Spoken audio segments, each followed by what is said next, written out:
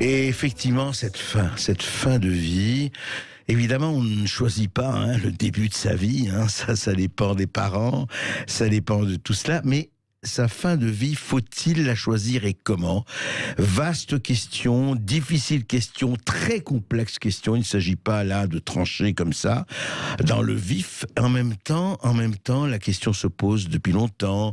Et il y a les pour et les contre de ce qu'on appelle l'euthanasie. Certains, l'association du droit de mourir dans la dignité, par exemple, qui disent écoutez, il faut que chacun soit libre. Et puis beaucoup d'autres qui disent attention, on va et où on met le curseur et où se pose effectivement la ligne rouge.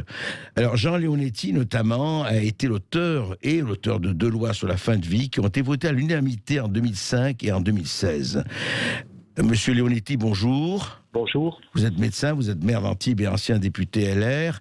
Alors Jean Leonetti, évidemment, on l'avait suivi, vous avez ce combat-là, vous l'avez mené depuis longtemps déjà, et effectivement, cette loi de 2016, corrigez-moi si je me trompe, donne droit à une sédation profonde et continue jusqu'au décès pour les malades en phase terminale. Et vous, aujourd'hui, vous dites non, l'euthanasie, loi aller jusqu'à autoriser l'euthanasie, vous, personnellement, vous n'êtes pas favorable. Pourquoi ? C'est un vieux et grand débat. Oui. Et donc, la première élément qui me fait ne pas être défavorable à ce qui est proposé aujourd'hui, c'est que c'est un débat qui mérite mieux que 3 heures dans un hémicycle. C'est un débat qui doit être pris en compte l'ensemble de la population. On a voté une loi en 2011 qui disait que chaque fois qu'on abordait un problème de société sur l'éthique, on devait faire des états généraux. Moi, je plaide pour des états généraux, non pas du pour ou contre l'euthanasie, qui est une partie du problème, mais pas tout le problème, mais sur la fin de vie. On est dans une société dans laquelle la mort est tabou. On ne porte plus le deuil. La mort est médicalisée. Donc on a presque l'impression que finalement c'est un problème de médecin. Non, c'est un problème malheureusement personnel, individuel, intime, douloureux. Mais c'est aussi un problème de société. Les sociétés ont un marqueur très fort en la façon dont ils abordent la mort. Et donc je pense que sur la forme, c'est pas une bonne idée d'essayer de passer une loi en quelques heures de cette importance. Et je plaide pour un grand débat national, mais un peu plus large que le oui ou non à l'euthanasie. Vous iriez jusqu'au référendum sur cette question ? Je ne suis pas très favorable au oui ou non. Je serais plutôt favorable à la démarche qu'avait impliqué François Hollande quand il avait demandé à Sicard de faire un débat général dans le pays. Et ce qui avait émergé à cette époque-là, c'était pas une demande de mort, c'était que les gens ne voulaient pas souffrir, qui ne voulaient pas être abandonnés et qui ne voulaient pas subir l'acharnement thérapeutique. Et au fond, les lois que nous avons votées, et vous avez raison de le rappeler, on les a votées à l'unanimité, c'est parce qu'il y a eu une grande réflexion. On a fait 1 an d'audition, d'expertise, de voyage à l'étranger, et qu'on a répondu à la principale attente des Français. Je ne veux pas souffrir. Je ne veux pas être prolongé et me dégrader. Mais monsieur le maire d'Antibes, vous savez aussi qu'il y a eu un sondage, les sondages sont ce qu'ils sont, d'Ipsos pour lire la politique en 2019, qui indiquait, c'était un sondage, une adhésion de 96% des Français à l'euthanasie. Et plus au-delà des sondages, si vous avez raison, c'est une question qui se pose à chacun d'entre nous, parce que effectivement, la mort est là, c'est la suite de la vie. C'est une vérité première. Mais effectivement, quand on dit, vous savez, on parle de la liberté de choisir sa vie. Est-ce que quelque part, il ne devrait pas y avoir une liberté, évidemment, avec tous les bémols et savoir si on est en pleine possession de ses moyens, etc. Il ne devrait pas y avoir une liberté de choisir sa mort pour le cas où on s'estime pas en état d'avoir une vie pour soi-même, chacun pour soi-même digne ou en tout cas valable. Vous avez 2 fois raison. La première, c'est que les sondages, quand on pose la question, aboutissent à 90, à 95% de gens qui sont favorables à l'euthanasie. Quelle question est posée ? Je vous pose la question à vous. Est-ce que vous préférez mourir tout de suite ou mourir dans 1 mois ou 2 dans d'atroces souffrances ? La réponse est évidente. Mais la question ne se pose pas en ces termes. Le deuxième point, c'est un peu plus complexe et un peu plus intime. La deuxième situation, c'est est-ce que j'ai le droit de sortir de ma vie ? Depuis 1792, le suicide est considéré comme une liberté. Pas comme un droit, comme une liberté. Une liberté, oui. Je peux sortir de la vie, voilà. Sénèque, Kierkegaard, enfin, tout le monde a des... Romain Gary, Hemingway, plus récemment, et puis beaucoup d'autres. Et Camus, dans le mythe de Sisyphe, qui commence par dire il n'y a qu'un vrai problème philosophique, c'est la vie d'hôtel. On a la peine d'être vécu. Donc, ce sujet est un sujet existentiel. J'ai le droit de sortir de la vie, le suicide n'est pas interdit, c'est même une liberté. Mais regardez un point très particulier. Si demain, si tout à l'heure, vous décidez de mettre fin à vos jours et que vous arrivez dans un hôpital, on va vous réanimer. Pourquoi ? Normalement, si on va au bout de la liberté, on devrait au moins vous laisser choisir cette ultime liberté. Absolument. On le fait au nom de la protection de la vie, mais plus encore, au nom de la liberté qui est potentiellement de changer d'avis. La vie, c'est changer d'avis. La liberté, c'est changer d'avis. Et donc, je sais bien que comparaison n'est pas raison, mais regardez comment, dans ce sujet, on doit essayer de tenir compte de deux choses. La liberté et l'autonomie de la personne, qui est une valeur fondamentale, et de l'autre côté, la protection des plus fragiles, qui est aussi, dans notre culture, un problème fondamental. Tout à fait, mais... C'est vrai, non, mais c'est vrai, je vais juste vous donner un problème, une histoire, pas personnelle, enfin oui, personnelle. Vous savez, j'ai une famille qui vit aux États-Unis, dans l'Oregon. La femme de mon oncle, qui avait 87 ans, a eu un cancer, et je la voyais très souvent, j'y allais très souvent, mais c'est une famille qui est très proche de moi. Et simplement, elle m'a dit un jour, comme ça, elle m'a dit, elle souffrait d'un cancer, et elle était tout à fait avec toute sa tête, etc. Et elle a dit, moi, je ne veux pas me transformer en Locke, je veux partir. Je dis, mais vraiment, et l'Oregon, vous savez, les États américains ont chacun leur loi.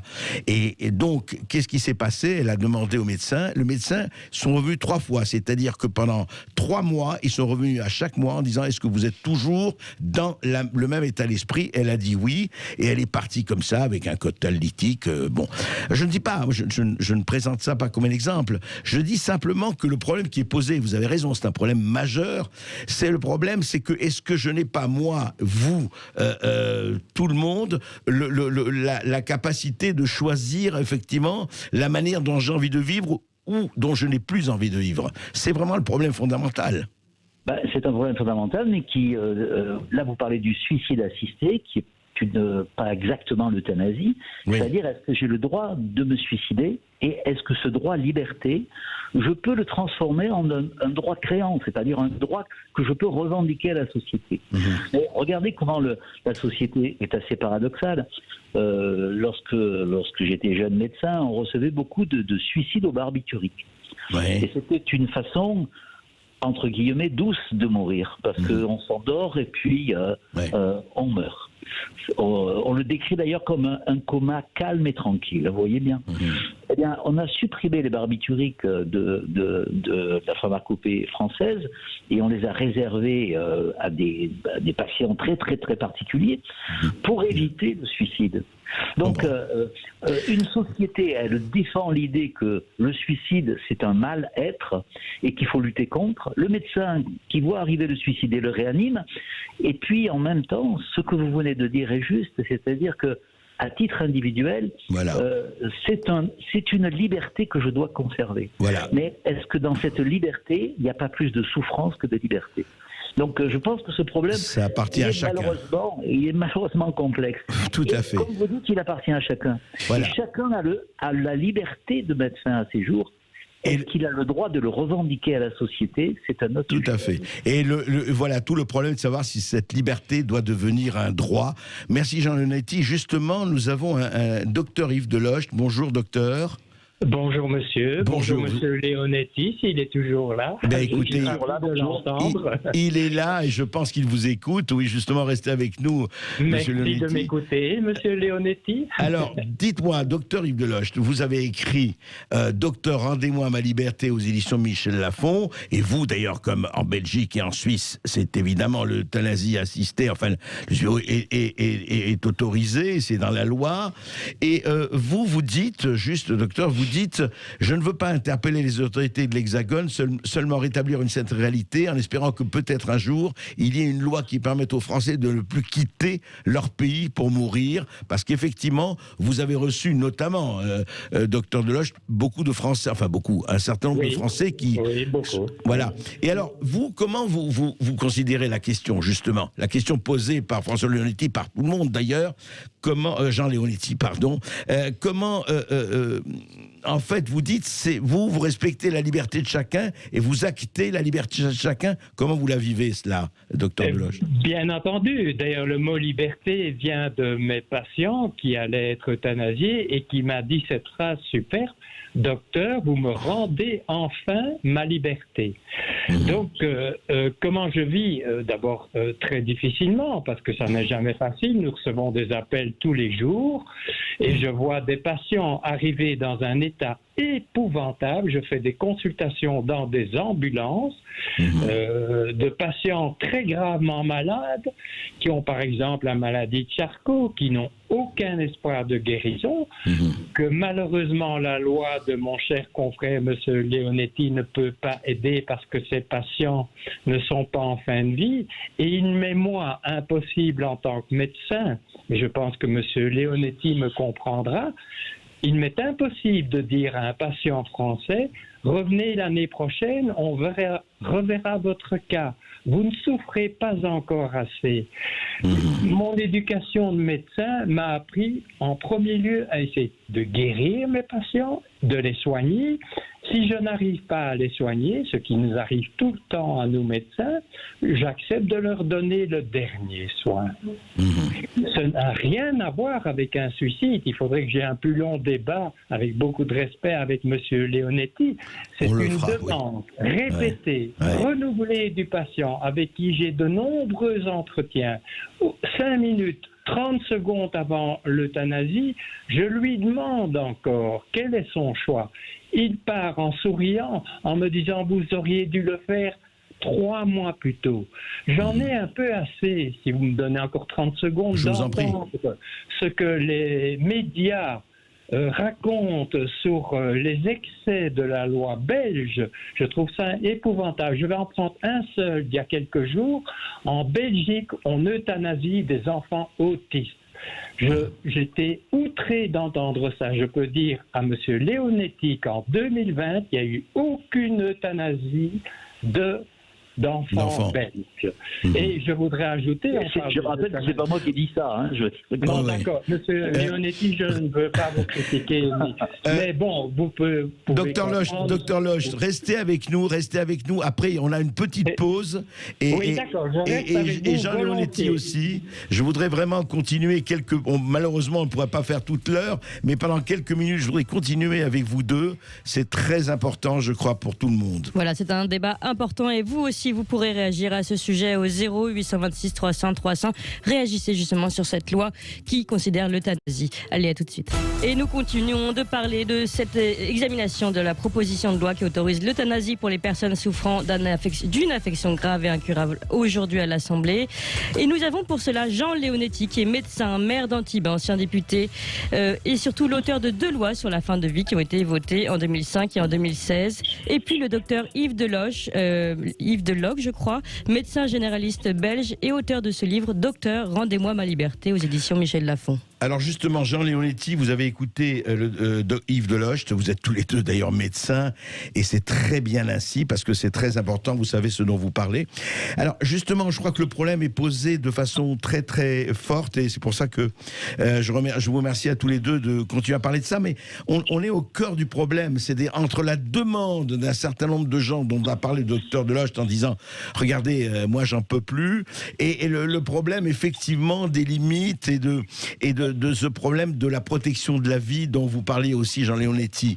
Et c'est vrai que c'est compliqué, mais c'est pour ça que c'est passionnant, parce que ça concerne tout le monde. Tout le monde. Et oui, malheureusement, ça concerne tout le monde, parce que tout le monde va mourir. Et comme on peut le souligner tous les deux, c'est que la médecine a une énorme capacité à prolonger les vies, et quelquefois dans des conditions qui sont des conditions de souffrance. Oui. Et donc, la question, c'est d'aborder cette question de souffrance. Moi, je considère que c'est pas un soin de donner la mort, Mais est-ce que ce n'est pas une délivrance pour un certain nombre de gens? Voilà la vraie question. La mort est une délivrance pour tous. Parce que lorsque vous êtes auprès d'un lit d'un malade que vous aimez, qui est un parent, et que vous allez le perdre, vous êtes parcouru par des avis contradictoires, des sentiments contradictoires. Vous avez à la fois envie qu'il reste avec vous, parce que tant qu'il est vivant, vous pouvez lui parler, et puis vous avez envie qu'il soit délivré de cette fin de vie qui peut paraître agonique, pénible, difficile. Et donc, je dis simplement que le problème de l'euthanasie n'est pas le seul problème de la fin de vie et de la mort en général dans une société. On parle de cela, oui. Et que sur ce problème-là, la mort donnée ne résout pas tous les problèmes de la souffrance, parce que il y a des périodes dans lesquelles une maladie grave et incurable peut avoir une période dans laquelle on désespère, et puis retrouver après un goût à la vie. Et moi, je peux citer un certain nombre de gens qui sont venus dans les soins palliatifs en Antibes, par exemple, qui avaient pris rendez-vous en Suisse et qui ensuite se disaient « mais je retrouve des moments de joie, de partage et même de bonheur, et heureusement que je ne suis pas allé me faire donner la mort, parce que si j'étais allé faire donner la mort, j'aurais aboli ma capacité à changer la vie et donc aboli la liberté. Alors, c'est bien que le problème est complexe, mais ne me faisons pas croire quand même qu'en Belgique tout est idéal. Je connais les polémiques. Il y a même une publication des médecins belges récente qui montre qu'il y a une augmentation des euthanasies. Alors, on va demander à Dr Delocht, à vous la parole.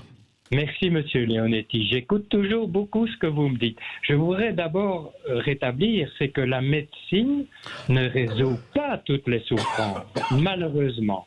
Et vous le savez aussi bien que moi, c'est que les souffrances physiques, la médecine progresse, nous y arrivons peut-être un petit peu. Mais les souffrances psychiques qui accompagnent ces graves maladies incurables, j'insiste, incurables, elles sont de plus en plus fréquentes dans les demandes d'euthanasie. Et là, nous n'avons pas encore les remèdes miracles pour qu'un patient me dise « je vais beaucoup mieux ». Celui qui est grabataire, qui a honte de lui, qui ne peut plus rien faire, j'en vois chaque semaine. Et je peux vous dire qu'ils partent en souriant. Ils ont une affection incurable et ils n'en peuvent plus, ils n'arrêtent pas de me dire merci. Je voudrais parler des familles aussi. J'écris un deuxième livre sur les familles, parce que c'est vrai que c'est très important d'être entouré des familles et d'avoir leur avis. C'est pas obligatoire pour la loi belge, mais je peux vous dire que les familles n'arrêtent pas après, malgré le chagrin que vous et moi nous comprenons très bien, n'arrêtent pas de nous dire merci. Et je vais terminer en disant que le nombre d'euthanasies ne continue pas à augmenter. Nous restons, ce sont les publications officielles, autour des 2000 à 2600 cas en Belgique d'euthanasie. Là-dedans, il y a... Annuel, c'est ça? Annuel, pardon. Excusez-moi, Monsieur Leonetti, annuel d'euthanasie. Donc je pense qu'il faut surtout, et là je compte sur vous, pour rétablir une certaine réalité de ce qui se passe en Belgique. Et ça me paraît important. Et j'aimerais beaucoup, égoïstement, ne plus devoir faire d'euthanasie de Français, parce qu'on est submergé. Mais il m'est incapable de les renvoyer, parce qu'ils n'ont plus d'autres solutions. Il faut que votre loi, qui peut-être amenait dans le temps un certain progrès, continue à progresser beaucoup plus. Les maladies de Charcot, vous savez aussi bien que moi que c'est incurable. Hélène, dont j'ai parlé dans mon premier livre, étouffait, était paralysée, suppliait à longueur d'année qu'on fasse quelque chose pour elle. Nous avons fini par céder. Est-ce que j'aurais osé lui dire « revenez plus tard ». Moi, en tant que médecin généraliste, c'est impossible. Prouvez-moi le contraire et je vous écouterai. C'est impossible. Jean Leonetti. On ne va pas faire la compétition des merci qui arrivent dans les soins palliatifs et des merci qui arrivent après des médecins qui ont euthanasie. Je peux vous interrompre une seconde? Je ne vous ai pas interrompu. Vous m'écoutez jusqu'au bout. Oui, voilà. Allez-y, Jean Leonetti. Donc je suis certain que vous allez le faire. le nombre de personnes qui sont allées en Suisse ou en Belgique, français, c'est 45 l'année dernière, 42 l'année précédente. C'est des statistiques belges et suisses qui nous les donnent. Donc, vous êtes peut-être submergé par les 40 personnes si vous avez l'exclusivité, mais honnêtement, c'est pas un problème submergé. Et c'est pas la question. La question, c'est de savoir si ce droit à liberté, je dois pouvoir le revendiquer. C'est une question qui dépasse un tout petit peu nos petites personnes. Bien et sûr, c'est de savoir si on a eu un remerciement ou pas. Parce que forcément, je veux dire, les gens qui partent en soins palliatifs en France, généralement, ils remercient le service. Non mais pardon, excusez-moi, c'est Berkoff, il vous interrompt 2 secondes à tous les deux. Juste, Jean Leonetti, le problème, au-delà effectivement des merci ou tout ça, le problème, il n'est pas d'accorder effectivement à cette liberté à laquelle vous adhérez, à laquelle tous les démocrates adhèrent, et je crois que le problème, c'est est-ce que cette liberté peut ou doit devenir un droit ou pas? Il est là la question par rapport à la légalité. C'est exactement comme ça qu'elle doit se poser. Et forcément, je veux dire que plus on développe les soins palliatifs, si vous regardez la carte de France et même la carte de Belgique, qui est plus petite, mais qui est aussi intéressante, vous allez constater que là où on développe les soins palliatifs, il y a moins de demandes de mort. Quant à la personne qui a une sclérose latérale amyotrophique et qui s'étouffe, elle est couverte, entre guillemets, par la loi française, puisque c'est une loi de non-souffrance et de non-abandon, et que donc la personne, écoutez, venez un peu en France et vous verrez comment les choses sont prises en charge. Moi, venez en Belgique, monsieur Leonetti, venez en Belgique. Moi, je suis venu 3 fois en Belgique et j'ai rencontré des situations très contrastées. Les gens venez me vous voir. disent que tout est pour le mieux.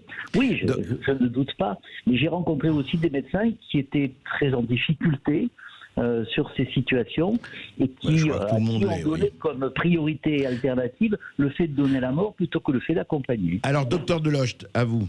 2 minutes, je vous promets, je ne serai pas long. D'abord, la loi sur les soins palliatifs a été développée en même temps que la loi sur l'euthanasie en Belgique. D'autre part, je connais beaucoup de patients qui ne veulent pas aller en soins palliatifs, liberté du choix.